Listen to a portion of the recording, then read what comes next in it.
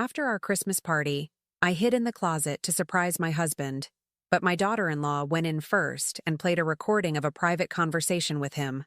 My hands started to tremble, and I covered my mouth to keep myself from screaming. Don't forget to subscribe to the channel and comment where you're watching from. The champagne flute still held traces of bubbles when I slipped into the hall closet, pulling the door almost shut behind me. 66 years old, and here I was, hiding like a schoolgirl planning to surprise my husband with an anniversary kiss when he came looking for his coat. Our Christmas party had been perfect. 30 guests, twinkling lights reflecting off the snow outside our Connecticut farmhouse, laughter echoing through rooms that usually held only Gerald and me these days. I pressed myself between winter coats that smelled of mothballs and cedar, my heart doing that silly flutter it still did after 42 years of marriage. Through the crack in the door, I could see the living room where our son Roger was helping his wife Nancy stack dessert plates. Our daughter-in-law moved with efficient precision, her designer dress somehow still immaculate after hours of hosting duties she'd insisted on taking over this year. "You really should let me handle the cleanup, Louise," she'd said earlier, her smile not quite reaching her eyes. "You've done enough. You must be exhausted at your age." At my age. As if 66 meant 1 foot in the grave. The last guests departed with hugs and promises to meet again before New Year's. I heard Gerald's deep voice thanking the Hendersons, heard the front door close, heard the blessed silence that follows a successful party. My hand was on the closet door, ready to spring my silly surprise, when footsteps approached. Lighter than Gerald's distinctive heavy tread, Nancy appeared in the hallway, alone. She glanced back toward the kitchen where I could hear Roger's voice, then moved with sudden purpose to the closet. My breath caught. I pressed deeper into the coats, confusion replacing my playful anticipation. What was she doing? She pulled the door open wider. Not all the way, but enough to reach for something on the upper shelf. I held perfectly still, hidden in shadow behind Gerald's winter overcoat. Her hand closed around a small device I'd never seen before, something black and rectangular. My mind couldn't quite process what I was seeing. Nancy pulled out her phone with her other hand, connecting it to the device with practiced ease. Then she did something that made my blood run cold. She tapped her screen, and suddenly my husband's voice filled the quiet hallway. Not Gerald speaking now, but a recording, clear as crystal. I know, Gerald's recorded voice said, heavy with something that sounded like guilt. "But we can't tell Louise. Not yet. She'd never understand." My hands began to shake. I pressed them against my mouth to keep from gasping. Nancy's voice came next on the recording, sweet and concerned. "But Gerald, she has a right to know. The farmhouse, the accounts, everything. She thinks it's all still in both your names." "It is," Gerald's voice insisted. Technically isn't legally," Nancy responded, and I could hear the smile in her recorded words. "You signed those transfer documents 3 months ago. Roger is already listed as primary owner. Your wife just doesn't know it yet." The closet walls seemed to close in. Transfer documents? Primary owner? The farmhouse had been in my family for 3 generations. My grandmother had built it with her own inheritance. Gerald and I had restored it together, room by room, year by year. Roger knew how much it meant to me. "Louise has been acting strange lately," Gerald's voice continued on the recording. "Forgetting things. Getting confused about dates. I think it's time we had her evaluated. If there's any sign of cognitive decline, the transition will be easier to explain. More legitimate." Ice flooded my veins. Forgetting things? I'd missed 1 doctor's appointment last month because Gerald had told me the wrong date. I'd questioned our anniversary plans because Nancy had mentioned a different restaurant than the one we'd reserved. Small things. Meaningless things. Or so I'd thought.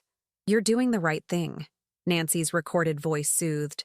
"Protecting the estate, protecting Roger's inheritance. Your wife will thank you eventually. Once she's settled somewhere more appropriate for someone her age. Somewhere with care." The recording clicked off. Nancy slipped both the device and her phone into her designer handbag, smoothing her dress with satisfaction. She turned back toward the living room, her heels clicking against the hardwood floor my grandmother had chosen in 1952. I remained frozen in the closet, coat wool scratching my face, the smell of cedar suddenly suffocating. My mind raced through the past months with new, horrible clarity. The misplaced keys I'd mentioned, only to have Gerald find them in my purse. Had he moved them there? The bills I'd supposedly forgotten to pay, causing late notices. I distinctly remembered writing those checks. The neighbor who'd stopped by asking if I was feeling all right after Gerald had apparently called expressing concern about my episodes. Episodes I'd never had. The closet door remained ajar. Through it, I watched Nancy rejoin Roger in the living room. My son, my boy, wrapped his arm around his wife's waist and kissed her temple. She whispered something I couldn't hear.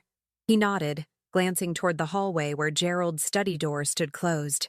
"Dad's working on the paperwork now," Roger said quietly, but sound carried in our old farmhouse. "Once Mom's evaluation is complete, everything will be official. We'll have her moved by spring." "The memory care facility in Hartford is very nice," Nancy replied. "I toured it last week. She'll be comfortable there." Comfortable. They'd already chosen my prison. Gerald emerged from his study, and I saw him properly for the first time in what felt like years, as if scales had fallen from my eyes. The man I'd loved since I was 24 years old. The father of my 2 children. The partner who'd held my hand through my mother's funeral and his father's long illness. This man had been systematically dismantling my life while I smiled and baked Christmas cookies. "It's done," Gerald announced, his voice carrying satisfaction. "The final documents are filed. The estate attorney said everything's airtight." He paused, looking around the living room, at the mantelpiece where my grandmother's clock still ticked, at the built-in bookshelves my father had constructed, at the bay window where I'd rocked both my children to sleep. "This place will make a nice rental property. Or Roger, you and Nancy might want to move in yourselves once Mom's gone," Roger finished, and there was no hesitation in his voice, no guilt. Nancy squeezed his hand. "Don't say it like that. She'll still be alive, just cared for, where she can't hurt herself or make poor decisions. Poor decisions. Like trusting my husband. Like loving my son." Gerald glanced toward the hallway, and I pressed deeper into the coats, my heart hammering so hard I feared they'd hear it. "We should check on her. Make sure she's all right. She seemed a bit confused earlier when the Hendersons mentioned our Mexico trip. She insisted we hadn't planned any trip." "Because we haven't," I whispered into the darkness. But even as I said it, doubt crept in. Had I forgotten? Or had I never been told? "I'll get her," Nancy volunteered, moving toward the staircase. "She's probably in bed already. All that hosting really took it out of her. I couldn't let them find me in the closet. Couldn't let them know I'd heard. I slipped out as quietly as I could, my joints protesting, not from age, but from tension, and moved through the kitchen toward the back stairs. The old farmhouse had 3 staircases, a quirk of its additions over generations, and I'd never been more grateful for its eccentric layout. I made it to our bedroom and slipped under the covers fully clothed, forcing my breathing to slow, schooling my face into peaceful sleep. Moments later, I heard Nancy's light knock, heard the door open. "She's already asleep," Nancy called down softly. "Looks like she's out for the night." The door closed.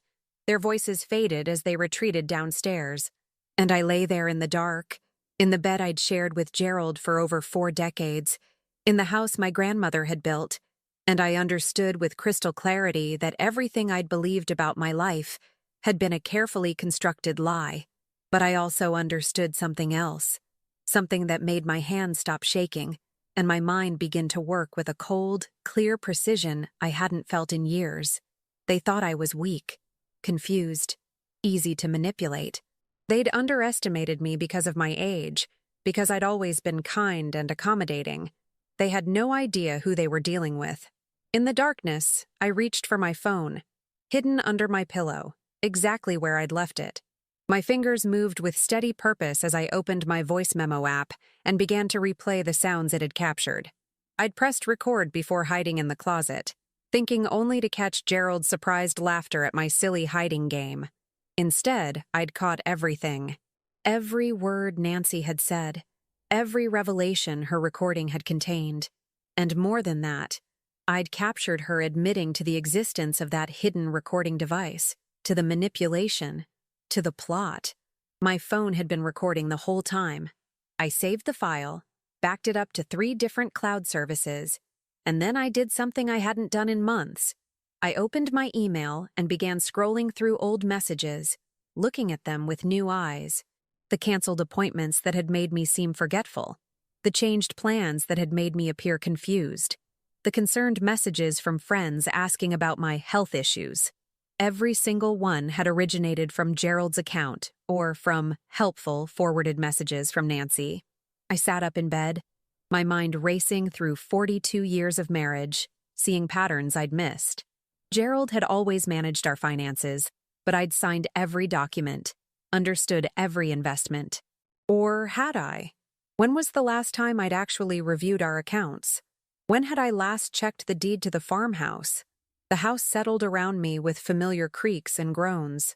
Somewhere downstairs, Gerald laughed at something Roger said. The sound that had once brought me comfort now made my stomach turn. I had questions. So many questions. But I knew with absolute certainty that I couldn't ask them. Not yet. Not directly. If they knew I'd discovered their plan, they'd accelerate it. They'd have me evaluated immediately. Would Gerald claim I was having delusions? Would Roger tell doctors his mother was becoming paranoid? How easy would it be to have me declared incompetent if my own family testified against me? I needed proof. I needed to understand exactly what they'd done and when. I needed to know if there was any way to undo it before I was shipped off to a memory care facility for problems I didn't have. I needed to know if the man I'd loved for 4 decades had any conscience left at all. And I needed to do all of this while pretending everything was normal, while they watched me for signs of the cognitive decline they'd been fabricating, while they waited for the perfect moment to spring their trap. My phone buzzed with a text. "Gerald, don't wait up. Roger and I are having a nightcap in the study. Go to sleep, honey." Honey. The endearment felt like acid. I texted back, "Sleep well. Love you." The lie tasted bitter, but it was necessary. They couldn't know. Not yet. I lay back down, but sleep was impossible. My mind worked through possibilities, discarding and refining plans. Tomorrow was Sunday. Gerald would expect me to make our traditional family breakfast. Nancy and Roger were staying through the weekend, sleeping in the guest room that had once been Roger's childhood bedroom. I would smile. I would cook. I would play the role of the aging, slightly confused wife and mother they expected to see. And while I played that role, I would begin to dismantle their carefully constructed conspiracy, piece by piece. Because they'd made one critical mistake. They'd underestimated a woman who'd spent 66 years learning to read people, to manage a household, to navigate the complex dynamics of family and community. They'd mistaken kindness for weakness and patience for ignorance. I'd spent 4 decades as Gerald's wife, but before that, I'd been my grandmother's granddaughter, and she'd been a woman who'd built a farmhouse and a life through the Depression and 2 world wars. She'd taught me that strength wasn't loud or obvious. It was quiet, strategic, and absolutely relentless. They wanted to take my home, my identity, my freedom. Let them try. Sunday morning arrived with pale winter light filtering through frost-covered windows. I rose at 6, as I always did, my body moving through familiar routines while my mind raced through darker territory. In the bathroom mirror, I studied my face, the lines around my eyes, the silver in my hair that I'd never bothered to dye. Did I look like someone losing her mind? Or did I look like what I was? A woman who'd been betrayed by the people she loved most.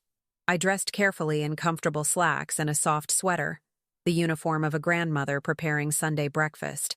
Nothing threatening, nothing that would raise suspicion. Downstairs, I started the coffee and began pulling ingredients from the refrigerator. Eggs, bacon, the sourdough bread I'd baked Friday. My hands moved with practiced efficiency, but my ears strained for any sound from above. Gerald's snoring had stopped around 5. I'd lain awake listening to it, wondering how I'd slept beside that sound for 42 years without knowing the man who made it. The study door stood slightly ajar. I glanced up the stairs, still quiet, and slipped inside. Gerald's desk was neat as always, everything in its place. Too neat. I'd teased him over the years about his obsessive organization, but now I understood it differently. A neat desk meant he'd know if anything was disturbed. I'd have to be careful. I pulled out my phone and started photographing everything. The calendar with his appointments, the stack of mail, mostly already opened, the legal pad with notes in his precise handwriting. Then I tried the desk drawers. Locked, all of them. When had he started locking his desk? Mom? I spun around, my heart leaping into my throat. Roger stood in the doorway, hair rumpled from sleep, wearing the plaid pajama pants I'd given him last Christmas. "Morning, sweetheart," I said, forcing warmth into my voice. "Just looking for stamps. I have thank you notes to send from the party." His eyes narrowed slightly. "Dad keeps stamps in the kitchen drawer. You know that." Did I? I'd sent hundreds of letters over the years, but suddenly I couldn't remember where we kept the stamps. Was that real confusion or manufactured doubt? "Of course," I laughed, moving past him. "Still half asleep, I guess. Coffee's ready." Roger followed me to the kitchen, and I felt his gaze on my back like a physical weight. I poured him coffee, added cream the way he liked it, and handed it to him with a smile. "Your father still sleeping?" I asked.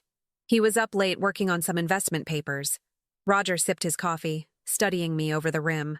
"How are you feeling today, Mom? You seemed a bit off last night. Nancy was worried." Off.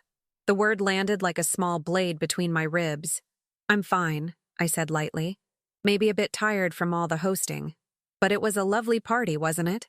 "It was," he agreed, but something in his tone felt rehearsed. "Though Dad mentioned you seemed confused when the Hendersons brought up the Mexico trip. You don't remember discussing it?" I cracked eggs into a bowl, keeping my movements steady. This was a test. Every word I said would be reported back, analyzed for signs of cognitive decline. "Oh, I remember now," I said carefully. "February, wasn't it? I'd just gotten the dates mixed up with our anniversary dinner reservation. Too many things on the calendar." It was a lie.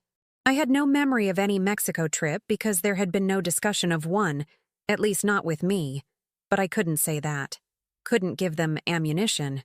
Roger relaxed slightly. "That's right. February. We were thinking of joining you, actually. Nancy's never been to Cabo." Cabo. Now I had a location. I filed it away. Nancy appeared then, perfectly dressed even at 7 in the morning, her blonde hair smooth and makeup already applied.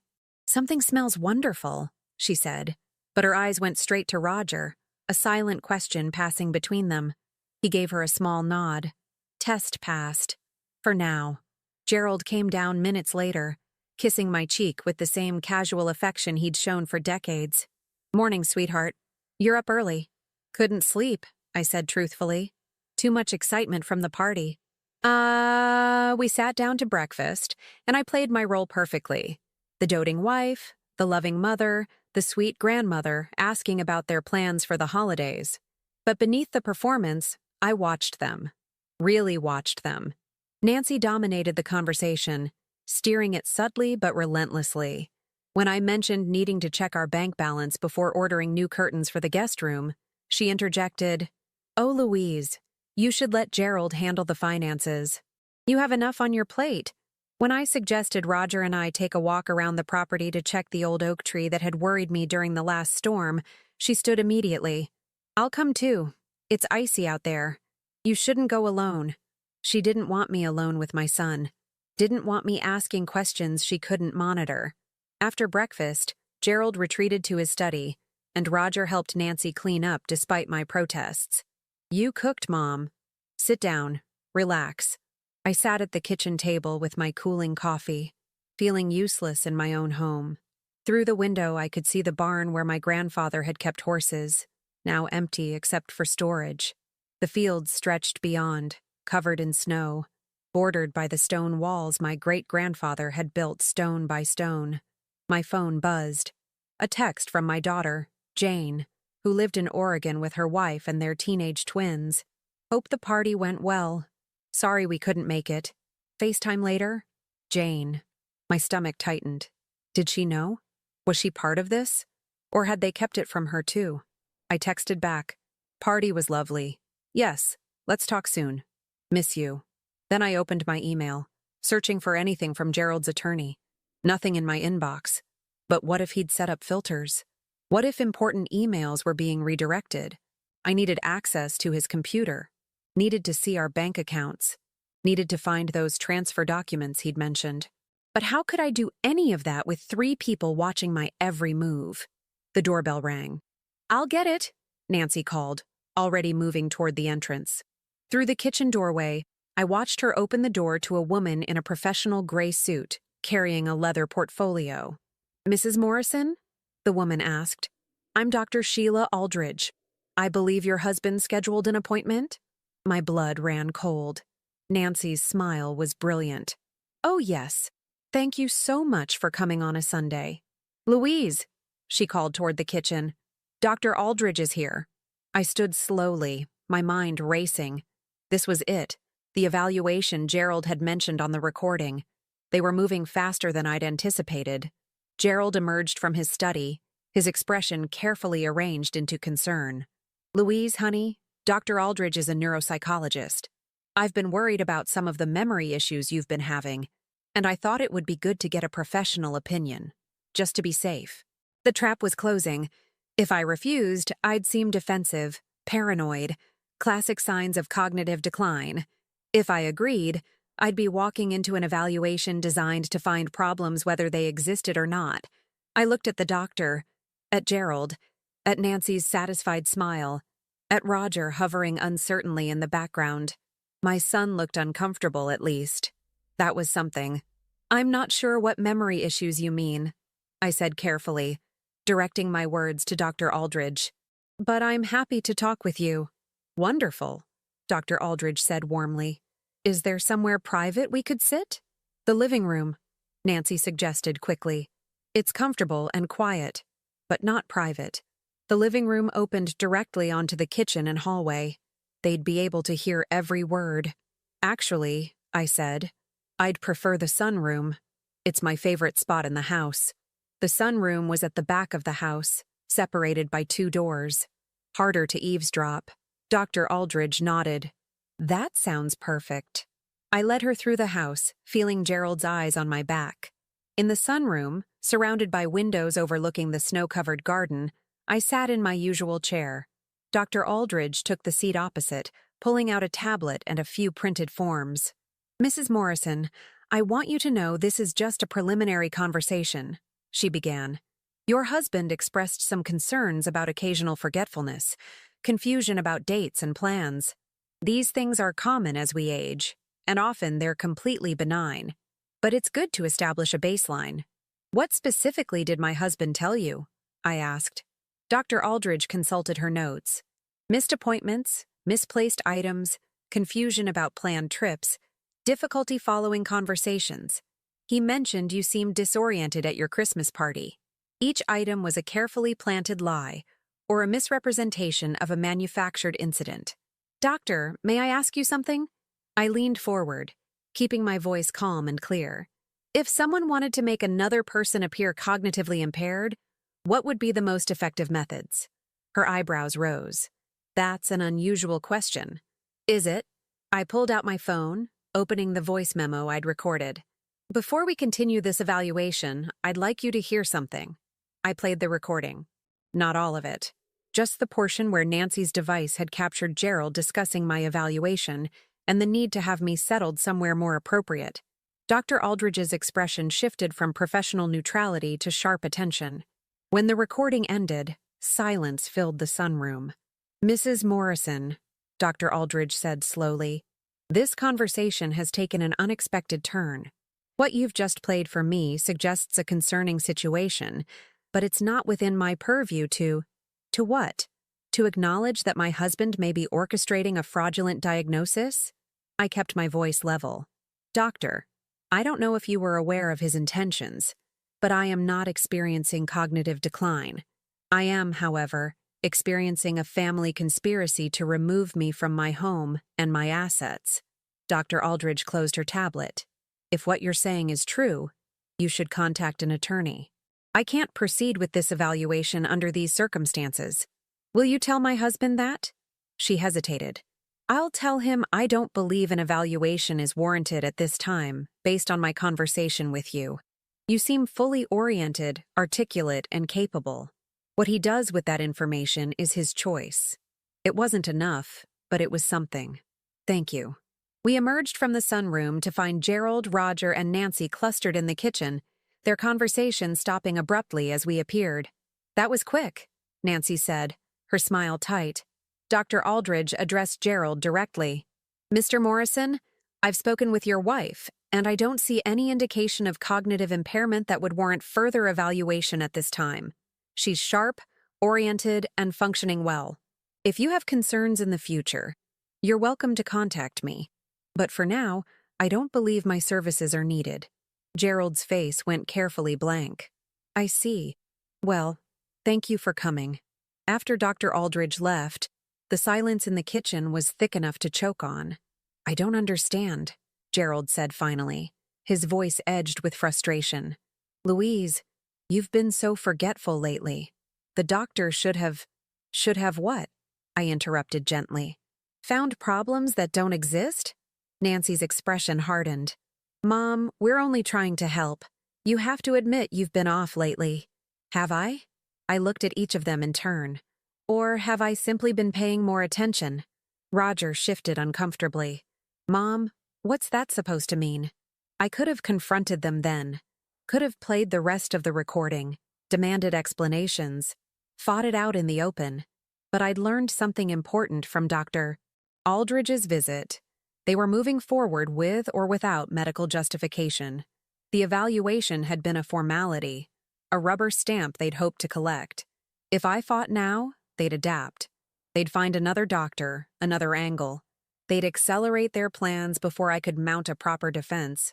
So instead, I smiled. Nothing, sweetheart. I think I'm just tired.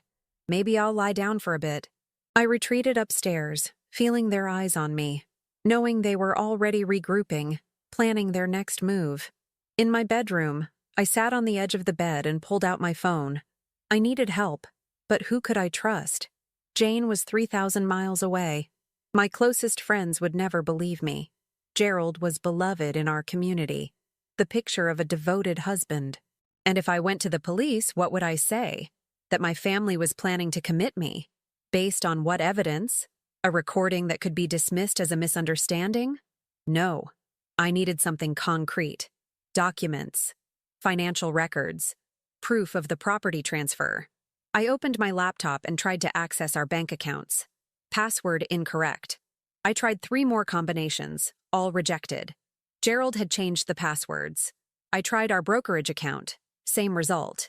My hands shook as I navigated to the county records website. Property deeds were public record. If Gerald had transferred the farmhouse title, it would be recorded there. I searched for our address, and my stomach dropped. The deed had been filed 3 weeks ago. Primary owner, Roger Jonathan Morrison. Secondary owner, Gerald Thomas Morrison. My name appeared nowhere on the document that represented my grandmother's legacy, my family's history, my home of 40 years. A knock on the bedroom door made me slam the laptop shut. Louise? Gerald's voice, concerned and gentle. Can I come in? Of course. He entered, closing the door behind him. For a moment, we just looked at each other. Husband and wife, strangers wearing familiar faces. That was embarrassing with Dr. Aldridge, he said. I really thought she'd find something. The way you've been acting. How have I been acting, Gerald? He sighed, sitting on the edge of the bed. Confused. Forgetful. Not yourself. I'm worried about you, sweetheart. We all are. The lie was so smooth, so practiced. How long had he been rehearsing it? I appreciate your concern, I said carefully. But I feel fine. Maybe you're worrying over nothing. His jaw tightened. Just slightly. Just for a moment. Maybe. But I think we should consider getting a second opinion. There are other specialists. Other tests. No. The word came out harder than I intended. I softened my tone. I don't think that's necessary right now. Let's just take it one day at a time. Gerald studied me, and I saw calculation in his eyes. He was wondering if I knew something, if I suspected. I kept my expression open, slightly tired, slightly confused. The woman he wanted to see. All right, he said finally. One day at a time. But Louise, promise me something. If you start feeling confused or disoriented, you'll tell me right away. Will you promise me that? I promise, I lied. After he left, I sat in the growing darkness of late afternoon, my mind working through possibilities. They'd taken my property. They'd changed my passwords. They'd tried to get me diagnosed. What was next? My phone buzzed with an email notification. I opened it, expecting spam, and froze. The sender was Gerald's attorney, Richard Palmer.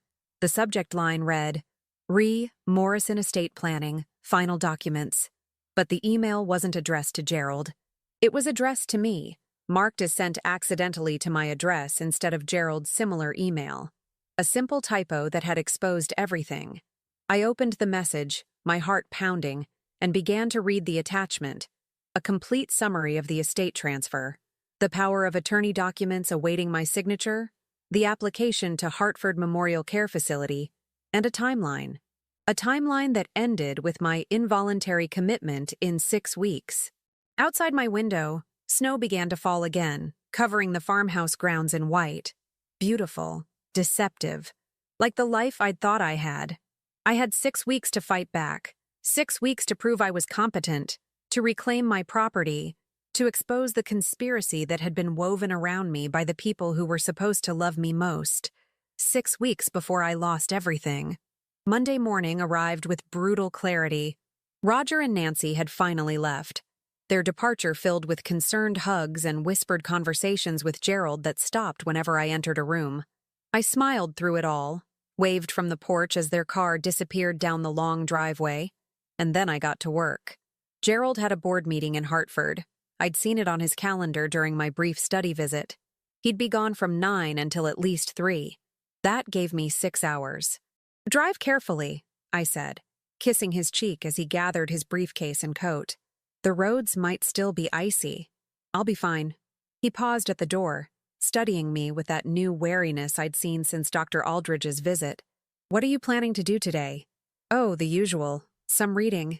Maybe I'll organize the holiday decorations before putting them away. I kept my voice light, domestic, unthreatening. Nothing exciting. He nodded, satisfied, and left. I watched from the window as his car reached the end of our driveway and turned toward town. Then I waited another 5 minutes, making sure he hadn't forgotten anything and wouldn't turn back. The moment I was certain, I moved. Gerald's study first. The locked drawers had to contain something important. People don't lock empty drawers. I'd spent Sunday night researching how to pick simple desk locks, feeling ridiculous and desperate in equal measure. But desperation, I'd learned, was a powerful teacher.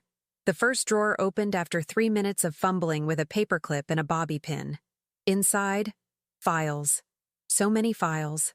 I pulled them out, spreading them across Gerald's desk, photographing each page with my phone. Investment accounts, transferred to Roger 3 months ago, just as the recording had indicated. The retirement fund we'd built together over 4 decades, moved into our son's name with forged signatures on the authorization forms. My signature, but not my hand. I'd signed enough documents over the years to know my own writing. The second drawer. Correspondence with Richard Palmer, the estate attorney. Email printouts discussing the Louise situation. Strategies for obtaining power of attorney. Recommendations for memory care facilities. One email made my hands shake so badly I nearly dropped my phone. Given Louise's documented history of confusion and her age, Palmer had written, a judge would likely grant conservatorship without significant resistance. The medical evaluation is a formality, but even without it, we have enough witness statements to proceed. Witness statements. From whom? The third drawer answered that question. Affidavits, signed and notarized.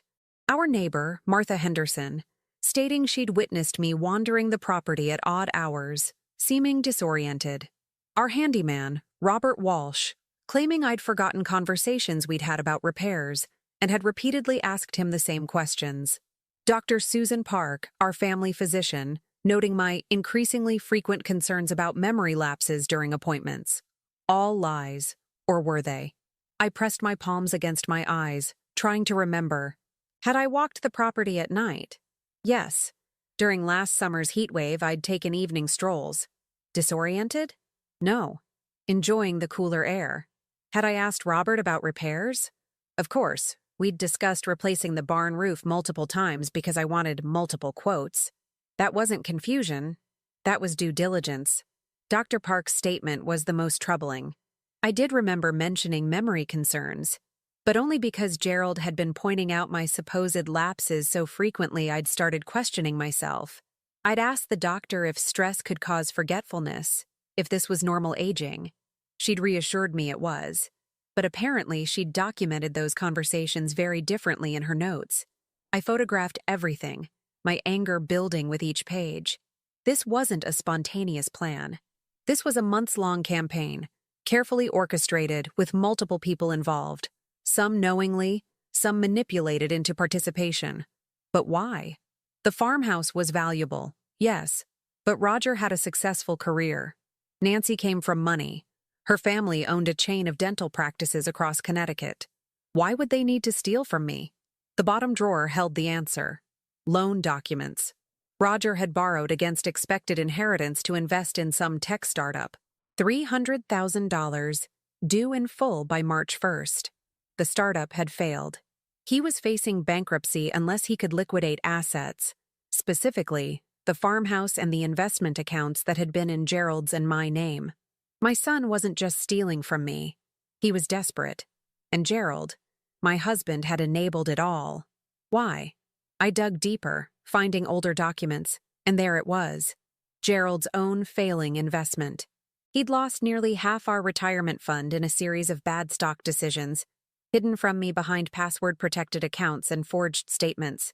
He'd been covering his losses by slowly draining our savings, and when that ran out, he'd needed a new solution.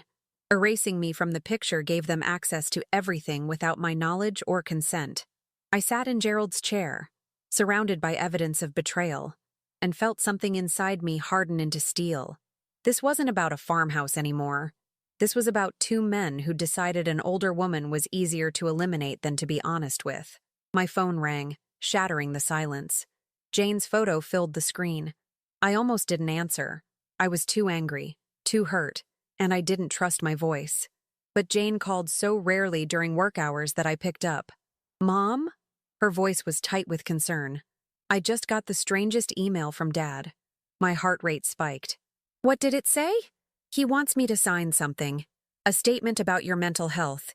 He said you've been having serious memory problems and that I should document any concerns I've noticed during our calls." She paused. "Mom? What's going on? You've seemed fine to me."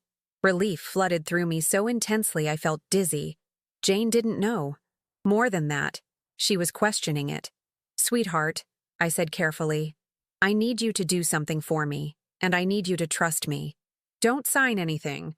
Don't respond to your father's email, and don't tell him we talked about this." Silence on the other end. Then, "You're scaring me." "I know. I'm sorry. But I can't explain everything over the phone. Can you come home? As soon as possible?" "Mom, please, Jane. I need you. Your brother and your father." My voice cracked despite my best efforts. "Things are not what they seem." Another pause.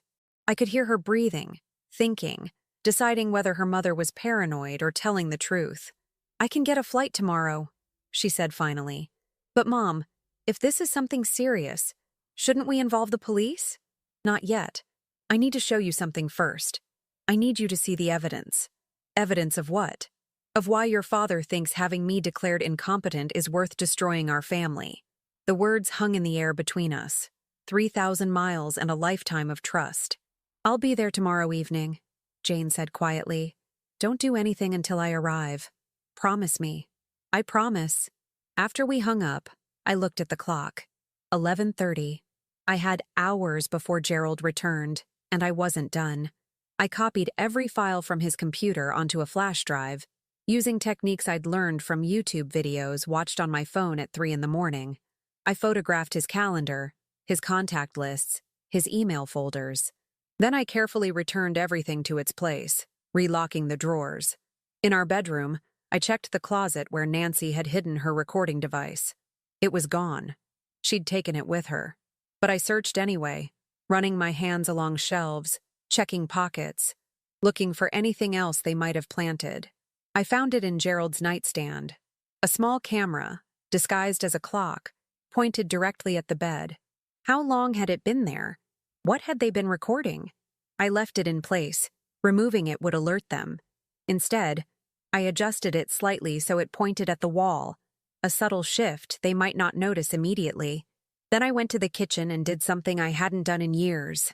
I opened the old bread box on top of the refrigerator, reached behind it, and pulled out a small metal box. My grandmother's emergency fund, she'd called it. $2,000 in cash, wrapped in plastic, hidden away for just in case. Well, just in case had arrived. I was counting the bills when I heard a car in the driveway. My stomach lurched. Gerald wasn't due back for hours. I shoved the money into my pocket and moved to the window. Not Gerald's sedan, a white SUV, Nancy's car. She got out, looking around with quick, nervous movements, and headed for the front door. I opened it before she could knock. "Nancy, what a surprise." Her smile was brittle. "Louise, I forgot my phone charger yesterday. I think I left it in the guest room." A lie. I'd cleaned the guest room thoroughly that morning. There had been no charger. "Of course," I said, stepping aside. "Come in." She moved past me, and I caught a whiff of her perfume. Expensive, floral, cloying. She headed upstairs, and I followed at a distance, watching as she entered the guest room and made a show of checking the outlets and nightstand. "Found it," she called, emerging with a charger I'd never seen before. Likely one she'd brought with her. But she wasn't leaving. She stood in the hallway, looking toward our bedroom, toward Gerald's study, her mind clearly working through something. "How are you feeling today?" she asked, turning to me with that concerned expression I'd come to loathe. "You seemed upset yesterday after Dr. Aldridge left." "I'm fine." "Why wouldn't I be?" "Well, Gerald mentioned you were confused about some of the doctor's questions. He's worried the stress of the holidays might have been too much for you." There it was. The gaslighting, the constant reinforcement of a narrative that didn't exist. "Nancy," I said quietly, "why are you really here?" Her mask slipped just for a moment. I saw calculation in her eyes, a cold assessment. "I told you, my charger. You're checking on me, making sure I'm still playing the role of the confused old woman, making sure I haven't figured it out." She laughed, but it sounded forced. "Louise, that's paranoid. We're family. We care about you." "Do you?" I stepped closer. "Is that why you've been helping Gerald transfer my assets to Roger? Is that why you recorded that conversation in the hallway?" Her face went pale. "I don't know what you're talking about." "Yes, you do. I heard it all, Nancy. Every word. The transfer documents. The memory care facility. The plan to have me evaluated and removed." She recovered quickly. I had to give her that. Her expression shifted from shock to pity. "Oh, Louise, this is exactly what we've been worried about. These paranoid delusions. You're not thinking clearly. I'm thinking more clearly than I have in months. And I have evidence. Recordings. Documents. Photographs. Everything you and Gerald have done." Nancy's eyes narrowed. "You're bluffing. And even if you're not, who would believe you? You're a senior citizen making accusations against her devoted husband and loving son. We have doctors, lawyers, witnesses, all saying you're experiencing cognitive decline. Your word against all of ours?" She shook her head. "You'll end up exactly where we planned, just faster." The mask was completely off now. This was Nancy without pretense. Cold, ruthless, and absolutely certain of her victory. "Get out of my house," I said quietly. "Your house?" She laughed. "Louise, this stopped being your house the moment you signed those papers 3 months ago." "I never signed any papers." "You did. You just don't remember. That's the beauty of it. The confusion, the memory loss. It's all documented. And if you try to fight this, if you make a scene, we'll have you committed for your own safety." "Is that what you want? To be the crazy old woman who turned against her family?" I wanted to scream at her, to show her the evidence I'd gathered, to wipe that smug certainty off her face. But I held back, because she'd revealed something important. They thought I'd already signed papers, which meant somewhere there were documents with my forged signature, documents I could prove I'd never seen, never signed, never agreed to. Leave, I repeated. Now. Nancy studied me for a long moment, then shrugged. Fine. But Louise, this ends one way. You can make it easy on yourself and everyone else, or you can make it hard. Either way, you're not staying in this house. Roger needs it. He's earned it. And you? She smiled. You've had your time. She left, her heels clicking down the stairs, the front door closing with finality behind her. I stood in the hallway, shaking with rage and fear in equal measure, and I knew with absolute certainty that my timeline had just collapsed. Nancy would tell Gerald about our conversation. They'd accelerate their plans. I might not have 6 weeks anymore. I might not even have 6 days. My phone buzzed, a text from a number I didn't recognize. Mrs. Morrison, this is Dr. Aldridge. I've been thinking about our conversation. If you need professional support documenting your situation, I may be able to help. Call me if interested. A lifeline. Maybe. Another text, this one from Jane. Flight booked. Arrive 6 p.m. tomorrow. Hang on, Mom. Tomorrow evening. I had to survive until then. Had to keep playing my role. Keep pretending I didn't know what was coming.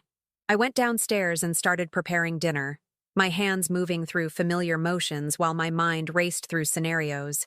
When Gerald came home, I'd smile. I'd ask about his meeting. I'd be the wife he expected. And I'd be counting down the hours until my daughter arrived and the real fight could begin. Because Nancy had made one critical mistake in her moment of honesty. She'd confirmed everything I suspected. The forged documents existed. The conspiracy was real. And most importantly, she'd underestimated what a woman with nothing left to lose could do. They wanted a war, they'd get one.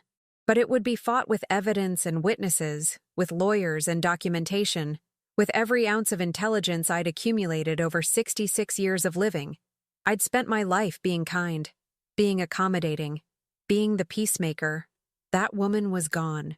And the woman who remained was done being underestimated. Gerald came home at 4:30, earlier than expected. I was in the kitchen preparing pot roast, his favorite, when I heard his car.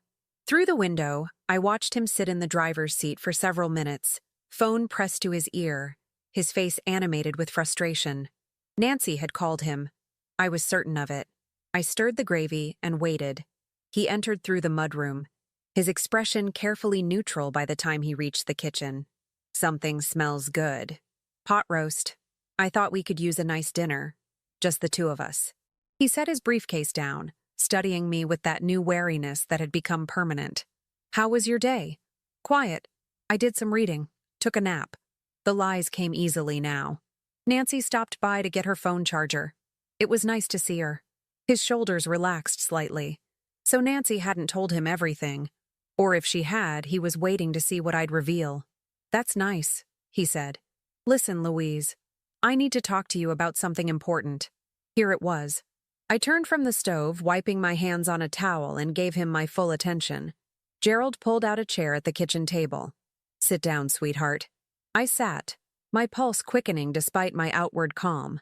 I've been doing a lot of thinking since Dr. Aldridge's visit, he began, and I realize I may have been premature in arranging that evaluation. But Louise, I'm still concerned. We both need to face the fact that we're getting older, and we need to make sure our affairs are in order. What kind of affairs? Legal, financial, medical? He reached across the table, taking my hand. His touch felt like ice. I've spoken with Richard Palmer, and he's recommended we update our power of attorney documents. It's just a precaution, but if something happened to either of us, we need to make sure the other person can make decisions. We already have power of attorney documents, I said carefully. We signed them 15 years ago. Those are outdated. The laws have changed. These new documents are more comprehensive. They cover healthcare decisions, financial management, property transfers, everything we need to protect each other. Protect. The word was bitter in my mouth. What happens if I don't sign them? His expression flickered, surprise, then concern. Why wouldn't you sign them? Unless... He leaned forward, his voice dropping to gentle worry. Louise, are you having one of those confused moments? You know I would never ask you to sign anything that wasn't in your best interest. the gaslighting was so smooth, so practiced. If I hadn't known the truth, I might have believed him. I'm not confused, I said quietly. I'm careful. When can I review these documents? Richard's bringing them by tomorrow. We can go through them together, make sure you understand everything. He squeezed my hand. I know this is scary, thinking about getting older, about what might happen, but we're in this together. We always have been. 42 years of marriage, and he could look me in the eye and lie without hesitation. What time tomorrow? I asked. 2 o'clock.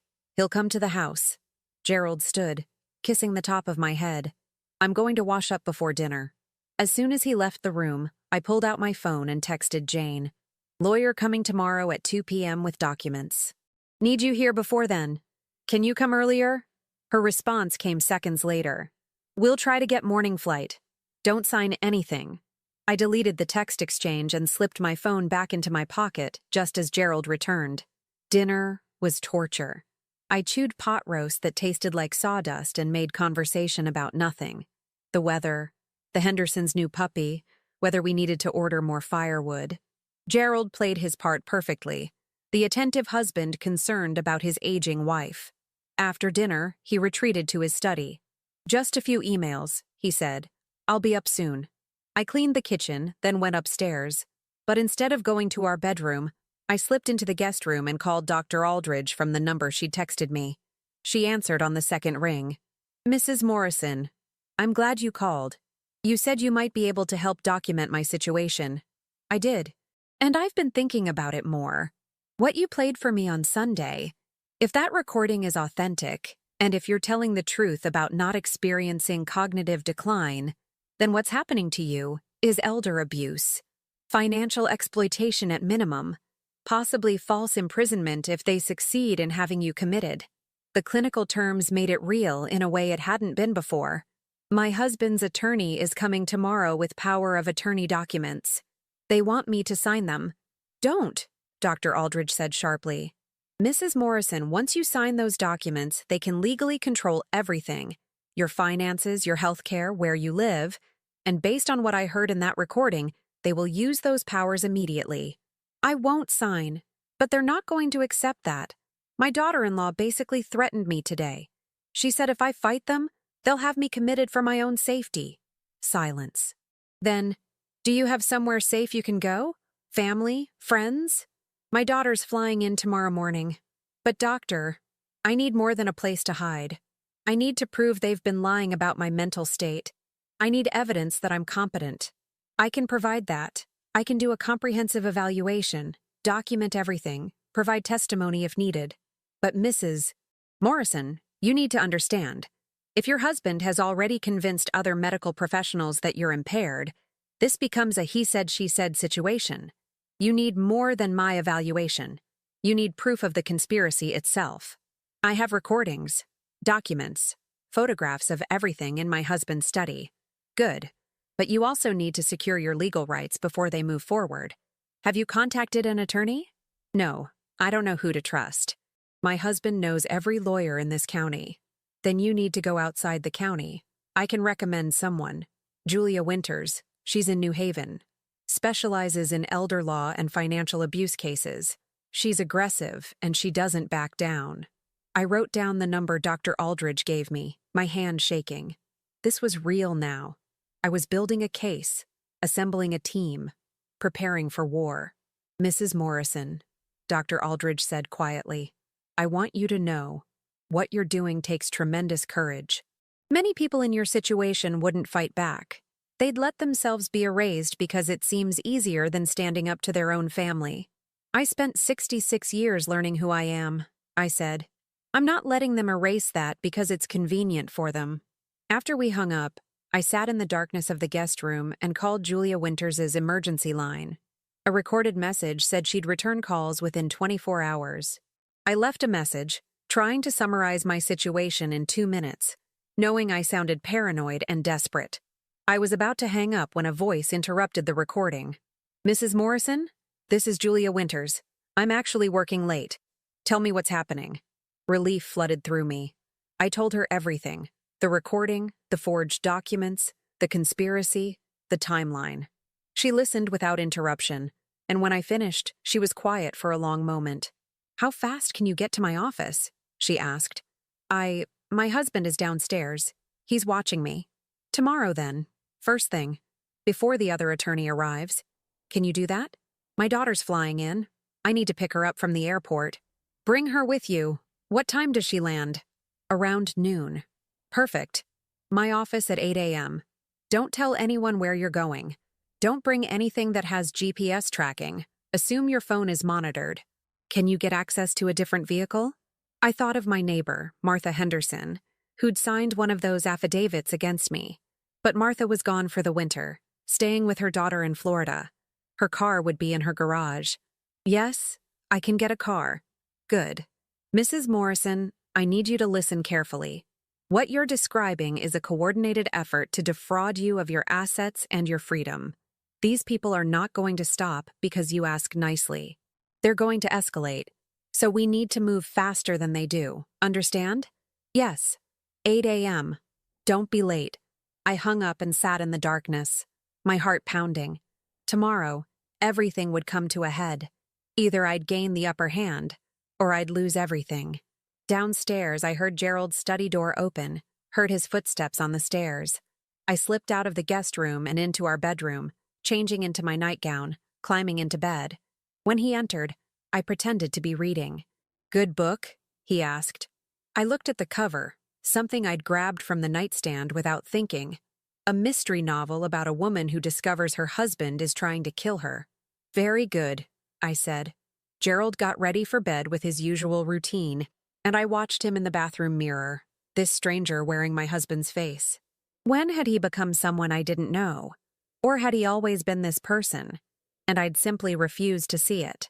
He climbed into bed beside me, and I forced myself not to flinch when he kissed my cheek. "Good night, sweetheart. I love you." The words that had once meant everything now meant nothing. "Good night," I said, unable to force the rest of the lie past my lips.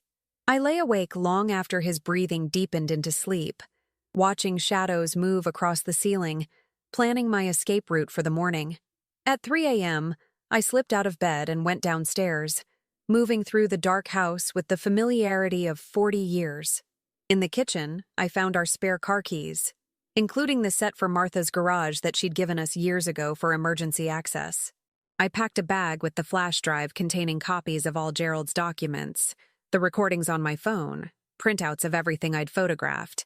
I hid it in the mudroom behind the winter boots. Then I did something that felt like betrayal, even though I was the one being betrayed. I took my wedding rings off and tucked them into my pocket.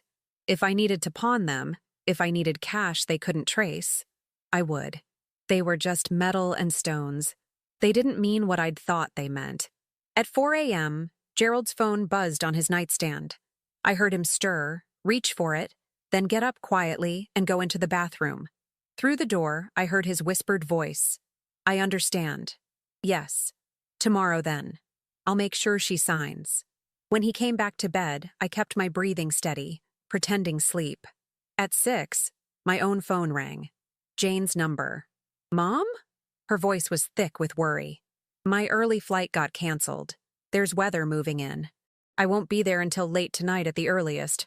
My heart sank. Tomorrow evening was too late. The attorney was coming at 2. Gerald would pressure me to sign. If I refused, if I revealed I knew everything, what would they do? "It's okay, sweetie," I said, aware of Gerald stirring beside me. "Just get here when you can." "Mom, I'm so sorry. I know you need me. I'll be fine. I promise." But after I hung up, I stared at the ceiling and wondered if that was true. Without Jane, I'd be facing the attorney alone, facing Gerald alone. Could I hold out? Could I refuse to sign without them forcing the issue? At 7:30, I got up and dressed carefully. Practical clothes, comfortable shoes, layers I could move in. Gerald was already downstairs making coffee. "You're up early," he said when I entered the kitchen. "Couldn't sleep. I think I'll take a drive. Clear my head." His expression sharpened. "A drive? Where?" "Just around. Maybe stop at the grocery store. We're low on milk." "I'll come with you." "No," I said too quickly, then softened it. "I need some time alone. To think." Gerald set down his coffee mug with deliberate care. Louise, I don't think that's a good idea. You've been so confused lately. What if you get lost? What if something happens? I'll be fine. I've been driving these roads for 40 years. That's exactly my point. You're getting older. Your reflexes aren't what they were. And with your memory issues, I don't have memory issues. The words came out sharper than I'd intended. Gerald's face shifted into that expression I'd come to recognize. The one that said I was proving his point, that my anger was evidence of instability.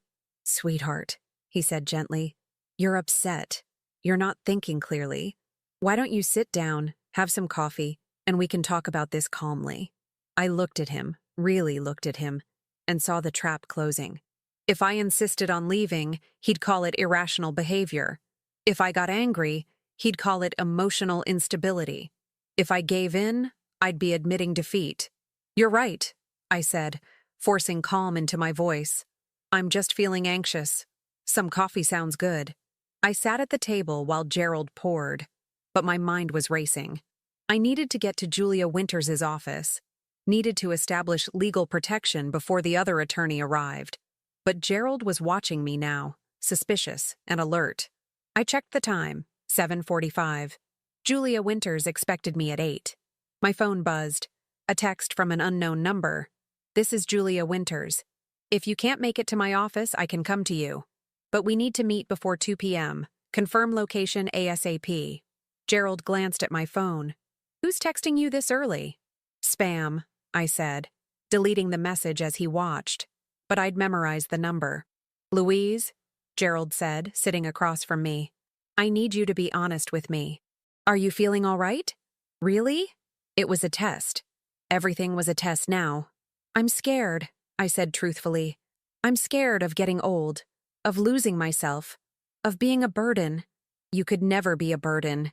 He reached across the table, taking my hand. That's why we need to get these documents signed today. So I can take care of you? So you don't have to worry about anything. What if I don't want to sign them? The question hung in the air between us. Gerald's grip on my hand tightened just slightly. Then I'd have to question whether you're capable of making that decision, he said quietly. And I'd have to do what's best for you, even if you don't understand it. There it was. The ultimatum I'd been expecting. Is that a threat, Gerald? It's a promise to protect you, even from yourself. He released my hand and stood. Richard will be here at 2. You should probably rest before then. Maybe take one of those pills Dr. Park prescribed for your anxiety. I didn't have any anxiety pills. Dr. Park had never prescribed any. But Gerald pulled a bottle from the kitchen cabinet and set it on the table. The prescription label had my name on it, dated 2 weeks ago. I don't remember getting these, I said. That's the problem, sweetheart. You don't remember a lot of things. He left the kitchen, and I stared at the pill bottle. Had Gerald been medicating me without my knowledge? Slipping drugs into my food or drink? How much of my supposed confusion had been chemically induced? I grabbed the bottle and my phone and locked myself in the downstairs bathroom. I photographed the label, then looked up the medication, a powerful anti-anxiety drug that caused drowsiness, confusion, and memory problems as side effects. They'd been drugging me. My hands shook as I texted Julia Winters's number. Can't leave house. Husband watching. He's drugging me. Need help now. The response came immediately. Address? I'm calling police. I typed our address, then stared at the message. If Julia called the police, if they came here, Gerald would tell them I was having delusions. He'd show them the affidavits, the doctor's notes, the medication prescribed for my anxiety. He'd say I was paranoid, unstable, refusing treatment. They'd believe him. I deleted the message and typed a new one. Don't call police yet. We'll create scene. Need different approach. Can you come at 2 p.m.? Witness attorney meeting? On my way. Stay calm. Don't take any medication. Don't sign anything. I flushed the pills down the toilet one by one, watching them disappear. Then I left the bathroom and found Gerald in his study. I'll sign the documents, I said. He looked up, surprise flickering across his face. You will? Yes. You're right. I need to face reality. I need to let you take care of me. The lies tasted like poison. But I want Jane to be here when I sign. I want my daughter to understand what we're doing and why. Gerald considered this. Jane's not coming until tomorrow evening. Then we'll wait. Louise, we can't wait. Richard has other appointments. These documents need to be finalized today. Why today? Why the rush? His jaw tightened. Because it needs to be done. Because every day we delay is another day something could happen to you, and I wouldn't have the legal authority to help. One more day won't matter. It might. He stood, moving around the desk toward me. Louise, you're doing it again. You're being irrational. Fighting something that's for your own good. This is exactly the kind of behavior that concerns me. I backed toward the door. I just want my daughter here. Your daughter agrees with me. I've talked to Jane. She thinks this is necessary, too. Another lie. Jane had warned me not to sign anything. Then she can tell me that herself. Tomorrow, when she's here.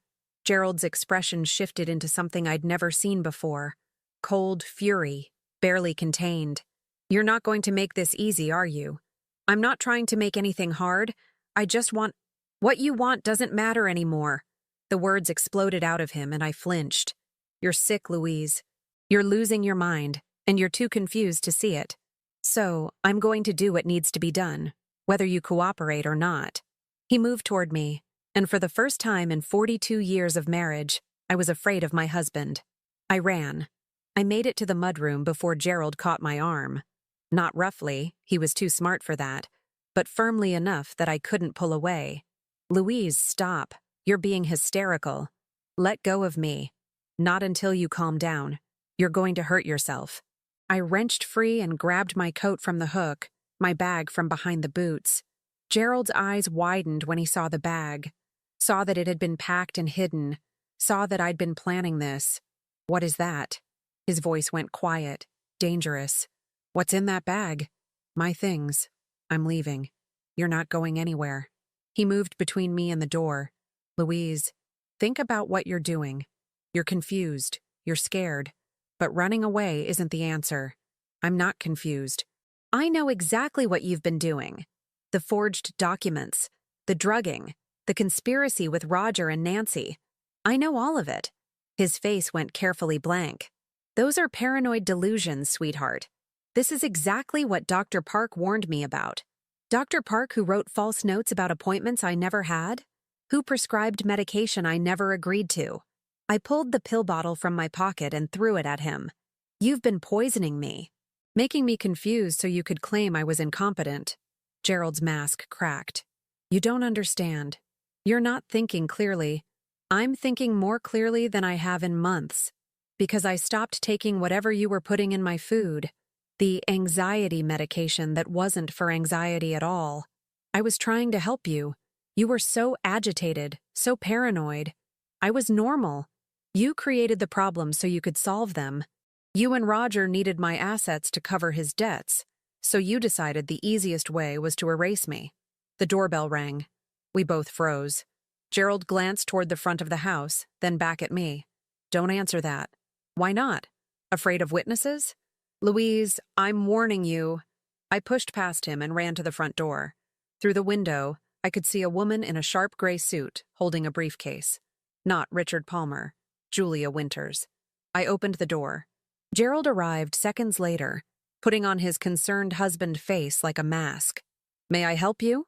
He asked. Mr. Morrison? I'm Julia Winters, attorney at law. Your wife contacted me regarding some legal concerns. I'm here to consult with her. Gerald's smile didn't reach his eyes.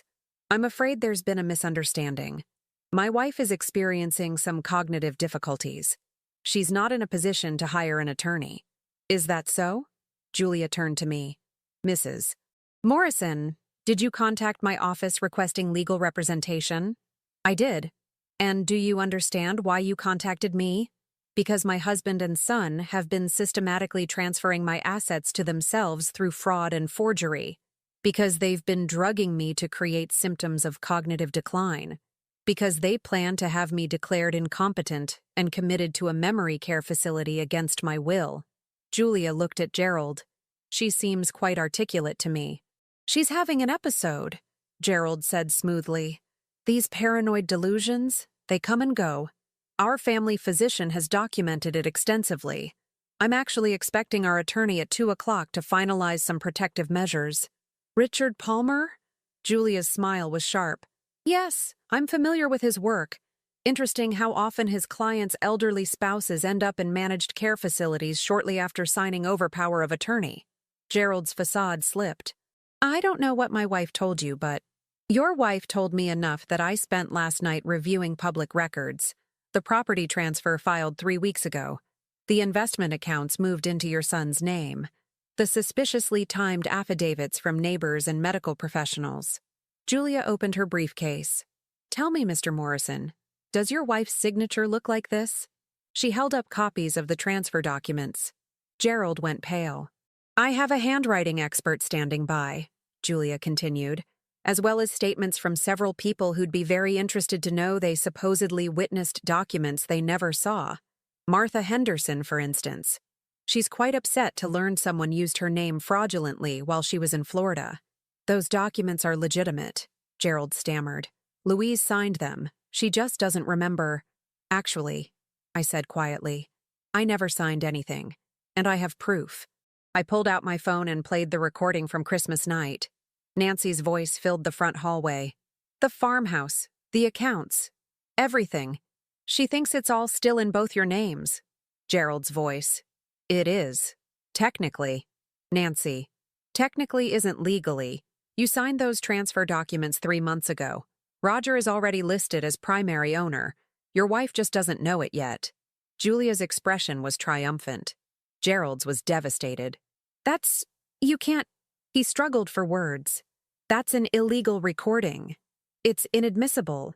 Actually, Julia said, in Connecticut, only one party needs to consent to recording a conversation. Your wife consented. She was there. The recording is perfectly legal. Gerald turned to me, and I saw something like betrayal in his eyes. You were in the closet. You heard everything. Everything, I confirmed. Including the part where you discussed having me evaluated for cognitive decline to make the transition easier to explain. How I'd thank you eventually, once I was settled somewhere more appropriate. Louise, please. You have to understand, Roger was desperate. He made bad investments. He was going to lose everything. We had to help him. By stealing from me? It's not stealing. You're our family. Everything we have, we built together. The money, the property, it's all family assets. We were just reorganizing things to protect Roger's future. My grandmother built this house, I said, my voice steady despite the rage burning inside me. My inheritance, my home, and you decided it was yours to give away because your son made poor choices. He's your son too. A son who was willing to have his mother institutionalized to cover his debts. A car pulled into the driveway. Through the window, I watched Roger and Nancy emerge, followed by a silver-haired man I recognized as Richard Palmer. Reinforcements, Julia murmured. This should be interesting. The 3 of them approached the house, stopping short when they saw the open door and the standoff in the hallway. Dad, Roger called. What's going on? Why is there another car here? Your mother hired an attorney, Gerald said flatly. Nancy's face went white. Roger just looked confused. Come in, I said. All of you. Let's have this conversation properly. We moved to the living room, the same room where I'd hosted the Christmas party just days ago. The room where I'd smiled and served drinks while my family plotted against me. Julia took command immediately. I'm Julia Winters, representing Mrs. Morrison. I believe you're all here regarding power of attorney documents that Mr. Morrison wants his wife to sign. I'm here to inform you that won't be happening. Richard Palmer cleared his throat. Ms. Winters, with all due respect, I've been the Morrison family attorney for 15 years. I'm confident Louise Morrison understands perfectly well that the documents you're carrying would give her husband complete control of her life, her assets, and her freedom, Julia interrupted. She also understands that several transfers of property and accounts have already occurred without her knowledge or consent. Those transfers were legitimate, Palmer said, but his voice lacked conviction. Show me her signature on the authorization forms. Palmer hesitated, then opened his briefcase and pulled out documents. Julia examined them, then handed them to me. Mrs. Morrison, is this your signature? I studied the signature at the bottom of the page. It was close, very close, but not quite right. The capital E had a flourish I'd stopped using after my mother died, returning to the simpler version she'd taught me as a child. No, I said. That's not my signature. You signed it 3 months ago, Gerald insisted. You were sitting right there, at the kitchen table. I watched you sign it. Then you watched someone forge my signature. Because I never signed this document. I never even saw it. Roger spoke for the first time, his voice uncertain. Mom, Dad showed me the papers. He said you'd agreed, that you understood we needed to protect the estate. Protect it from whom, Roger? From me? I looked at my son, seeing him properly for the first time in months. He looked tired, scared, young, despite being 40 years old. What did they tell you? That you were getting sick, that you needed help managing things, that if we didn't act now, you might make decisions that would hurt the family. He glanced at Nancy, then back at me. They said you were confused, that you'd thank us later. And you believed them? Without talking to me? Without asking me if any of it was true? You're my mother. I trust Dad. I thought, his voice broke. I thought I was helping you. Nancy gripped his arm. Roger, don't let her manipulate you. She's doing exactly what they warned us about. Becoming paranoid, turning against family. Enough, Julia said sharply. Mrs. Morrison, show them the rest. I pulled out the flash drive I'd prepared. I have copies of everything from your study, Gerald. The loan documents showing Roger owes $300,000. Your investment losses that you hid from me for 2 years. The emails between you and Nancy planning this entire scheme. The false affidavits. The prescription for medication I never agreed to take. I looked at Richard Palmer. All of it documenting a systematic campaign of financial fraud and elder abuse. The room went silent. Palmer stood abruptly. I need to speak with my client privately. Your client can speak right here, Julia said. In fact, I think everyone should hear this. Mr. Morrison, you have 2 choices. 1, we go to the police with all of this evidence. Fraud, forgery, conspiracy, financial exploitation of a vulnerable adult. You're looking at serious criminal charges. Your son, too, as a beneficiary of the fraudulent transfers. Roger made a strangled sound. Nancy's grip on his arm tightened. Or 2, Julia continued, you agree to immediately reverse all fraudulent transfers, restore Mrs. Morrison's full access to all accounts, remove yourself from all property titles that rightfully belong to her, and sign a legal agreement stipulating that you will never again attempt to gain control of her assets or person. You'll also agree to a complete forensic accounting of all marital assets to ensure nothing else has been hidden or transferred. And if we choose option 2?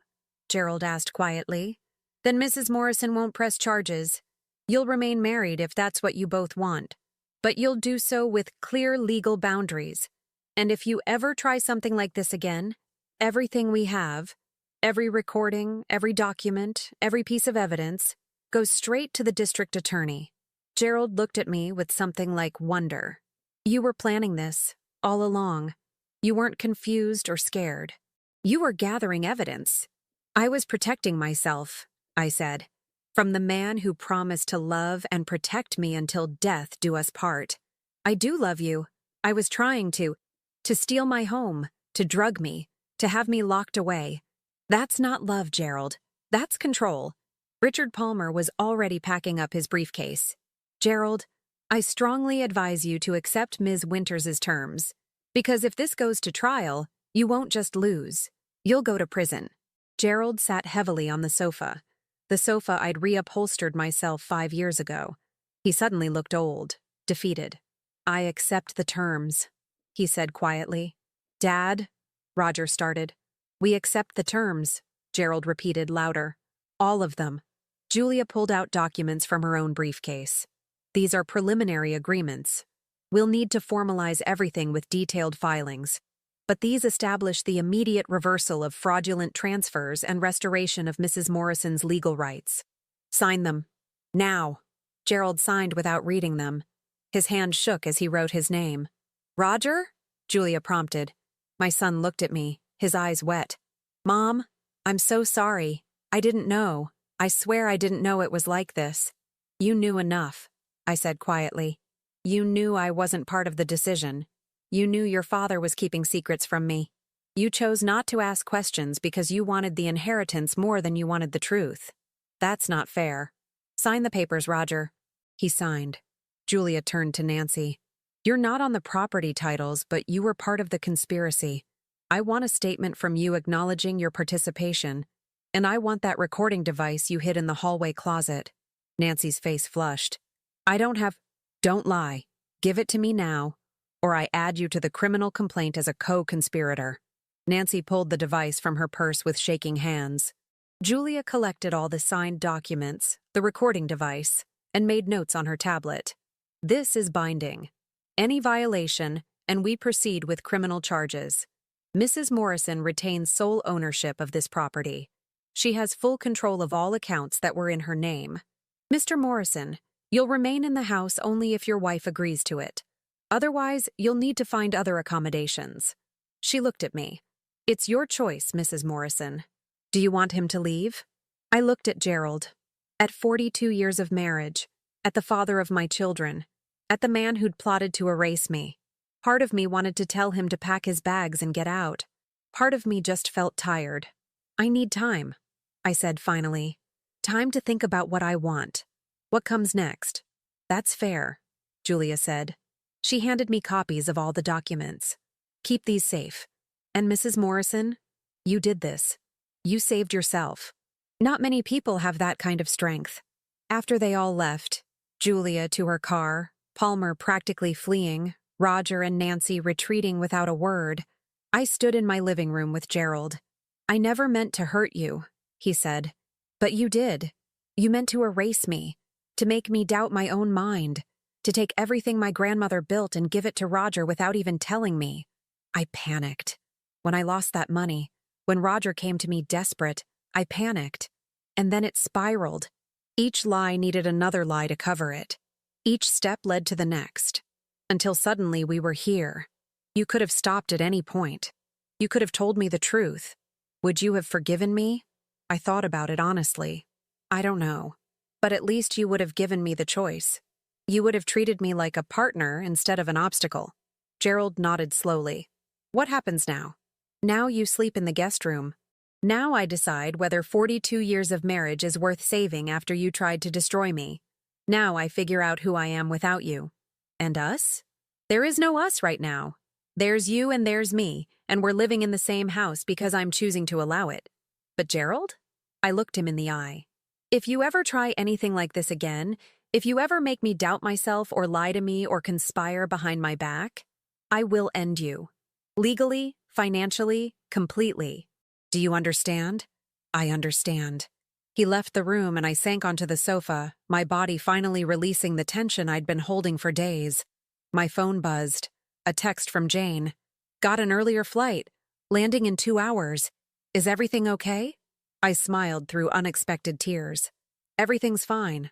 I handled it. Can't wait to see you." Another text, this one from Dr. Aldridge. "Julia Winters just called me. She told me what happened. I'm so proud of you, Mrs. Morrison. You're a warrior." I wasn't a warrior. I was just a 66-year-old woman who'd refused to disappear quietly. I walked through my house, my grandmother's house, my house, touching familiar walls, looking at family photos that now meant something different. The picture of our wedding day, Roger's baby photos, holidays and birthdays and 42 years of memories, all now viewed through the lens of betrayal, but also viewed through the lens of survival. I'd won. Not through violence or vengeance, but through patience, intelligence, and careful documentation. I'd been underestimated because of my age, dismissed because of my kindness, and I'd used that underestimation against them. They'd thought I was the victim in this story. They'd been wrong. Jane arrived at 6 that evening, bursting through the front door with her overnight bag and wrapping me in a fierce hug that lasted a full minute. "Mom. Oh my God, Mom. I got your text that everything was handled, but I've been terrified the whole flight. What happened? Are you okay?" I led her to the kitchen and made tea while I told her everything. She listened without interrupting, her expression cycling through shock, rage, and finally something like grim satisfaction. "Dad actually tried to have you committed?" She looked toward the stairs, where Gerald had retreated to the guest room. "And Roger went along with it?" "Roger thought he was helping. Your father convinced him I was sick. That's not an excuse." Jane's jaw was tight. "He should have talked to you, should have questioned it. Instead, he just—" She stopped, struggling for words. "Where is he now?" "Home, I assume. With Nancy. They signed the agreements and left." "Good. I don't want to see him." She paused. "Actually, that's not true. I want to see him so I can tell him exactly what I think of him. But that can wait." She reached across the table and took my hand. "Mom, I'm so sorry. I should have been here. Should have noticed something was wrong. You're 3,000 miles away with your own family. You couldn't have known. But I talk to you every week. I should have heard something in your voice. Should have—" "Jane." I squeezed her hand. "I didn't even know what was happening until I heard that recording. They were good at it. Subtle. They made me doubt myself without me even realizing it was happening." "How did you figure it out? How did you know to start gathering evidence?" I told her about hiding in the closet, about the recording device, about the voice memo on my phone that had captured everything, about the moment I'd realized my entire life had been built on a lie. "And then what?" Jane asked. "You just started investigating?" I started paying attention, really paying attention, to inconsistencies, to things that didn't add up. And once I started looking, I found evidence everywhere. I pulled out my phone and showed her the photos, the documents, the recordings. "Your father wasn't as careful as he thought. Or maybe he just didn't think I was capable of outsmarting him." Jane's smile was fierce. "That was his mistake." We sat in silence for a moment, drinking tea in the kitchen where I'd made thousands of meals, where I'd raised 2 children, where I'd thought I was building a life with a partner who loved me. "What happens now?" Jane asked quietly. "With Dad? I don't know yet. The lawyer, Julia Winters. You'll meet her tomorrow. She advised me to take time before making any permanent decisions. To let the dust settle. See how I feel when the shock wears off." "Do you still love him?" The question hung in the air. I considered it honestly. I loved the man I thought he was. The man I built 42 years with. But that man might never have existed. Or maybe he did exist once, and fear turned him into someone else. I looked at Jane. "I don't know if I can forgive what he did. But I also don't know if I can erase 4 decades of my life. You don't have to decide tonight." "No, I don't." Gerald appeared in the kitchen doorway, hesitant. "Jane, I didn't hear you arrive." My daughter stood, and I saw her struggle between the father she'd known all her life and the man who'd tried to destroy her mother. "I'm here," she said coolly. "To support Mom, not to see you." He flinched. "I understand. But Jane, I hope someday you'll let me explain." "Explain what? How you drugged Mom? How you forged her signature? How you tried to steal her home?" Her voice was rising. "What explanation makes any of that okay?" "None of it was okay, I know that. But I was desperate. Roger was going to lose everything and You decided Mom was expendable. That's what you're not saying. You decided it was easier to erase her than to face your own failures." Gerald's face crumpled. For a moment he looked like a stranger, this broken, diminished man wearing my husband's face. "You're right. That's exactly what I decided. And I'll regret it for the rest of my life." "Regret isn't enough," Jane said. "You need to understand what you almost did. You almost destroyed her. You almost took a strong, intelligent, capable woman and locked her away because she was inconvenient. Do you understand how monstrous that is?" "I do now." He looked at me. "Louise, I know I don't deserve forgiveness, but I need you to know. I never stopped loving you. Even when I was plotting against you, I told myself I was protecting you. That once you were settled somewhere safe, you'd be taken care of. You'd be comfortable. Comfortable in a prison," I said quietly. "Because that's what it would have been, Gerald. A nice prison, but still a prison. And you would have had my power of attorney. Would have controlled every aspect of my life. Made every decision for me. I thought you'd be happier. Not having to worry about anything. I'm 66, not incompetent. I don't need someone to make me happy by taking away my autonomy. I need to be trusted, respected, treated like an equal partner. I know that now. Jane made a sound of disgust. You knew it before. You just chose to ignore it when it was inconvenient. She was right, of course.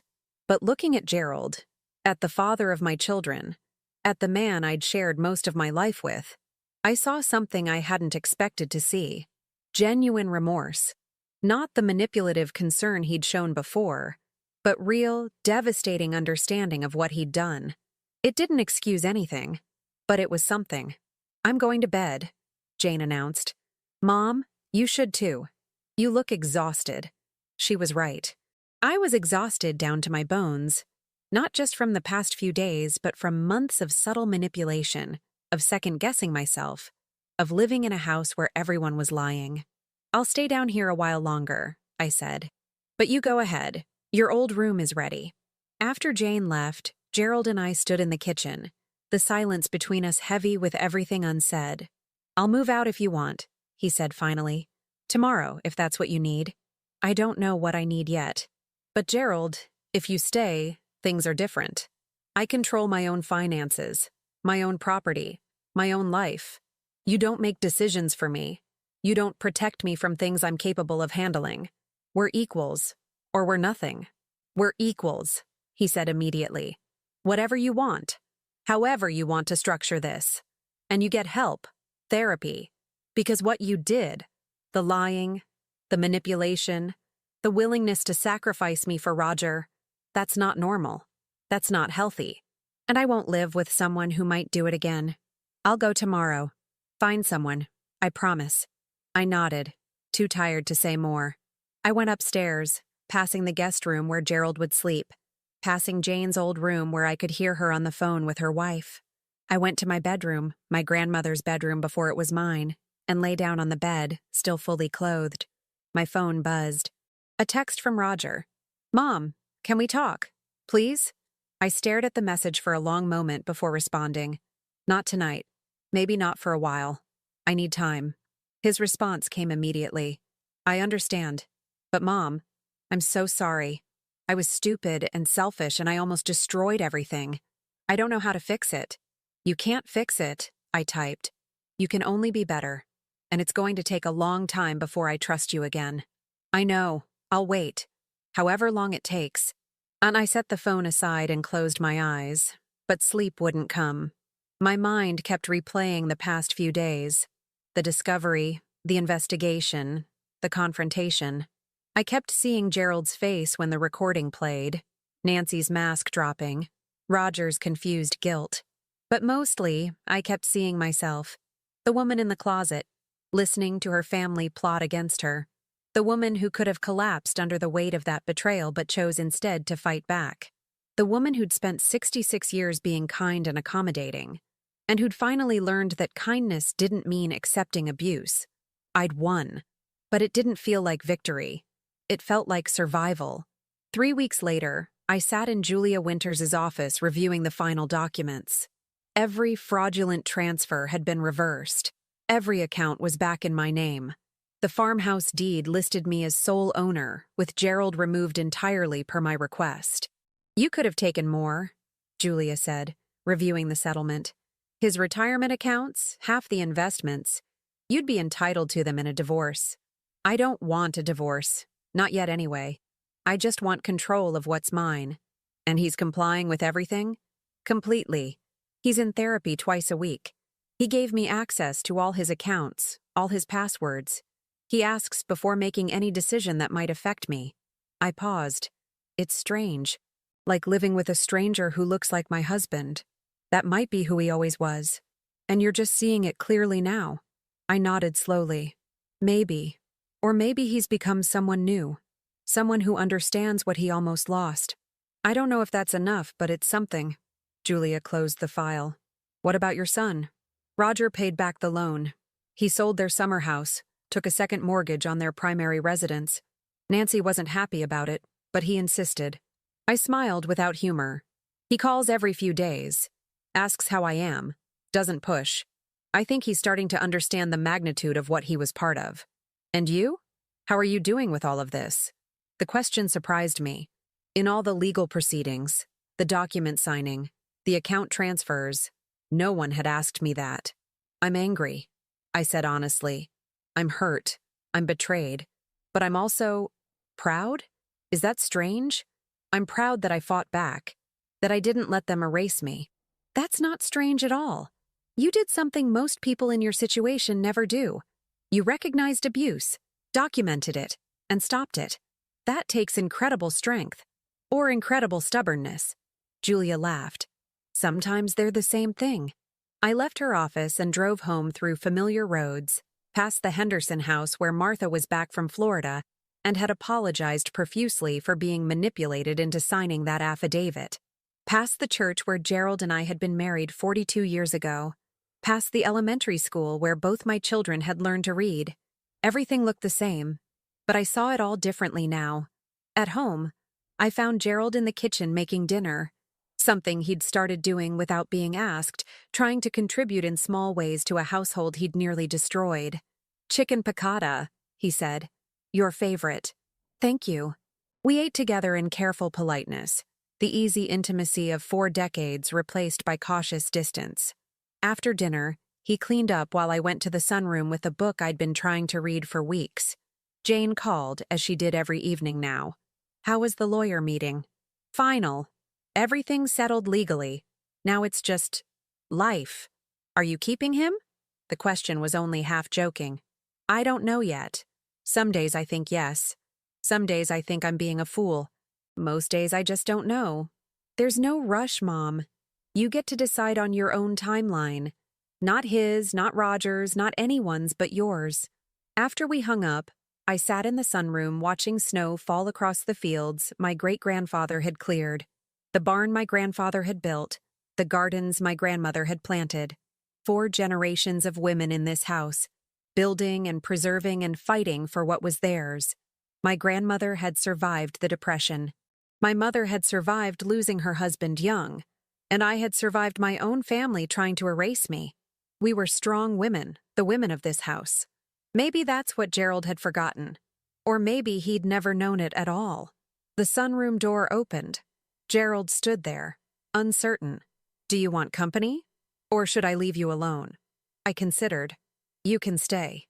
He sat in the chair opposite mine, and we watched the snow fall in silence. After a long moment, he spoke. "I've been thinking about what you said, about how I treated you like you were incompetent. And I realized, I think I was afraid. Afraid of what? Of getting old. Of becoming obsolete. You were always so capable, so strong. You never needed me the way I thought you should. And when the money problem started, when Roger came to me desperate, I panicked. I thought if I couldn't provide, couldn't fix things, then what was I for? You were supposed to be my partner, not my provider or my protector. My equal. I know that now. But I didn't then. I was raised thinking a man's job was to take care of his family, to solve problems, to be strong. And when I couldn't do that legitimately, I tried to do it through control, through making you need me by making you seem helpless. It was the most honest thing he'd said in months, maybe in years. That's not love, Gerald. That's ego. I know. I'm sorry. I'm so sorry. The words had been said before, but tonight they sounded different, less defensive, more devastated. "Sorry isn't enough," I said quietly, "but it's a start." We sat together as darkness fell, 2 people who'd spent 42 years together, learning they'd never really known each other at all. Maybe we could build something new from the ruins. Or maybe this was just the long goodbye, stretched out over months or years. Either way, I would survive it. Because I'd learned something essential in that closet on Christmas night. I was stronger than anyone had given me credit for, including myself. My phone buzzed. A text from Dr. Aldridge. "I'm writing a paper on elder abuse recognition and prevention. Would you be willing to let me share your story, anonymously? You could help so many others." I typed back, "Yes. If it helps even one person recognize what's happening to them, it's worth it." Because that was the real victory. Not just saving myself, but potentially saving others. Showing that a 66-year-old woman could outsmart, outmaneuver, and overcome people who thought age made her vulnerable. Gerald and I sat in the sunroom until the snow stopped falling and the moon rose over the frozen fields. And in that moment, I understood something profound. I'd spent my whole life being what other people needed me to be. A good wife, a good mother, a good neighbor. Now, finally, I was learning to be what I needed to be. Myself. Complete. Autonomous. Undiminished. The farmhouse stood solid around me, built by strong women, preserved by strong women, reclaimed by strong women. And I sat in my grandmother's favorite room, in the house she'd built with her own hands and her own will, and I knew with absolute certainty that I belonged here, not because someone allowed me to stay, but because this was mine, my heritage, my home, my life. And no one would ever take it from me again. Now tell me, what would you have done if you were in my place? Let me know in the comments. Thank you for watching, and don't forget to check out the video on your screen right now. I'm sure it will surprise you.